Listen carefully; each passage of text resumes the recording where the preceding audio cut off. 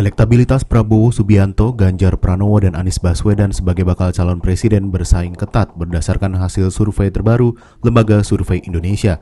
Namun jika pemilihan presiden digelar 2 putaran, Prabowo Subianto cenderung unggul. Hasil survei Lembaga Survei Indonesia atau LSI pada 12 hingga 17 April yang dirilis pada Rabu 3 Mei 2023 menunjukkan selisih elektabilitas 3 nama teratas masih sangat ketat. Elektabilitas bakal capres yang diusung Partai Gerindra, Prabowo Subianto menempati urutan teratas dengan perolehan 18,3%. Disusul bakal capres dari PDIP, Ganjar Pranowo dengan 16,2%, serta bakal capres Koalisi Perubahan untuk Persatuan, Anies Baswedan dengan 13,1%. Direktur Eksekutif LSI Jayadi Hanan saat paparan survei secara daring mengatakan selisih dukungan elektabilitas ketiga tokoh tersebut sangat tipis sehingga berpotensi terjadi pemilihan 2 putaran dalam Pilpres 2024. Jayadi menilai Pilpres akan lebih menguntungkan jika diikuti oleh 3 atau 4 pasang dan terjadi 2 putaran, sebab semua putra-putri terbaik bangsa yang diinginkan masyarakat dan terekam melalui survei bisa ikut berkontestasi. Proses ini pun bisa memperkuat demokrasi karena semua aspirasi bisa disalurkan ke tokoh-tokoh yang dipercaya mampu memimpin negeri.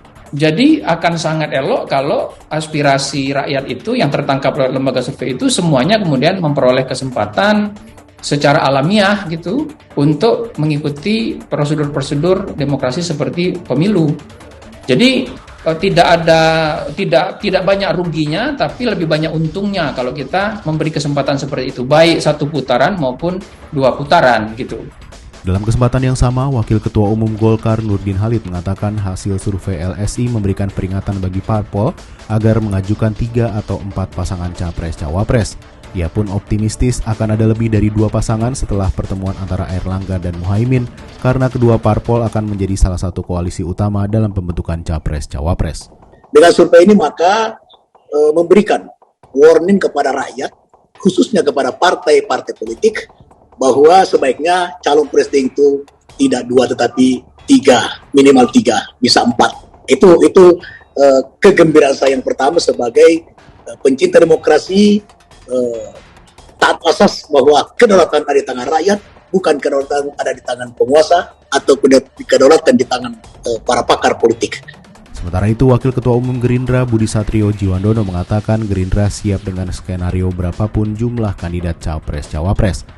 Jika nantinya terjadi 2 putaran dan salah satu kandidatnya adalah Prabowo, ia yakin bisa memenangi kontestasi karena mampu merebut suara dari berbagai kelompok. Kami tentunya akan siap semua skenario yang mungkin terjadi, dan saya rasa apa yang telah dipaparkan oleh Bang Jayadi ini menjadi informasi penting, menjadi pembelajaran penting bagi kami untuk terus seperti saya katakan tadi memperbaiki diri, menguatkan, merapatkan barisan, dan tidak ada hentinya membuka komunikasi politik terhadap semua elemen bangsa tadi. Meskipun elektabilitas Anies lebih rendah dibandingkan dengan Prabowo dan Ganjar, Ketua DPP Nasdem Willy Aditya mengungkapkan Anies masih tetap berada di posisi 3 besar. Ia optimistis elektabilitas Anies akan meningkat karena masih ada waktu sekitar 10 bulan sebelum pemungutan suara 14 Februari 2024. Don't worry, be happy. Karena garis tangan atau apapun sudah digaris sama Tuhan Yang Maha Kuasa siapa yang akan jadi presiden. Kita ini kan bisa ora saja. Adapun Ketua DPP PKB Daniel Johan menilai tidak ada capres terkuat karena selisih ketiganya tipis. Oleh karena itu, peran cawapres akan sangat menentukan dalam meningkatkan elektabilitas pasangan capres-cawapres. Ia pun berharap koalisi bisa semakin jelas terbentuk agar pemilih segera mengetahui pilihannya pada pemilu mendatang. Dari hasil survei ini menunjukkan bahwa calon-calon terkuat presiden yang tampil dari hampir semua survei, yaitu ada tiga kandidat yang kuat, relatif